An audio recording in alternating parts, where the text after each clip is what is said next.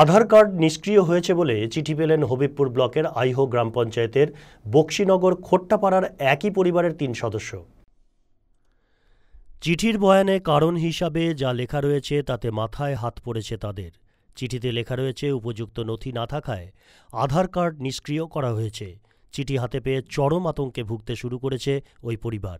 পরিবারের সদস্যরা ক্যামেরার সামনে না এলেও তারা জানান, ডাকযোগে ইউনিক আইডেন্টিফিকেশন অথরিটি অফ ইন্ডিয়ার রাঁচির আঞ্চলিক কার্যালয় থেকে এই চিঠি পাঠানো হয়েছে। হঠাৎ কি ঘটল বুঝতে পারছি না। স্থানীয় প্রাক্তন গ্রাম পঞ্চায়েতের সদস্য অমৃত হালদারও বুঝতে পারছেন না কেন এভাবে আধার কার্ড ডিঅ্যাক্টিভেট করা হয়েছে। হ্যাঁ, এটা গতকালকে চিঠি এসছে ওনাদের বাড়িতে, তারপরে আমার কাছে গেছিল।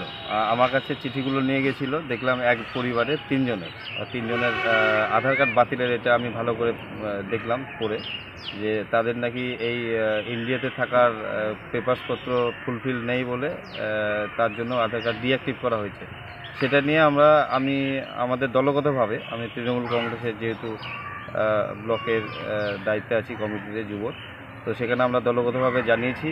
আমাদের এখানে যে ব্লক সভাপতি আছে তাকেও জানানো আছে, এবং আমি প্রশাসনের কাছেও এটা নিয়ে যে প্রশাসন কর্তৃপক্ষ আছে তাদের কাছে তুলে ধরবো, যে এই যে আধার কার্ড বাতিলের তাদের যে সমস্যা হবে, এই সমস্যা যেন না পড়ে, তারা যেন কোনো রকম সুযোগ সুবিধা বা আমাদের সরকারি প্রকল্প সুযোগ সুবিধা থেকে বঞ্চিত না হয়, তার জন্য আমরা প্রশাসন থেকে শুরু করে আমরাও তাদের পাশে আছি।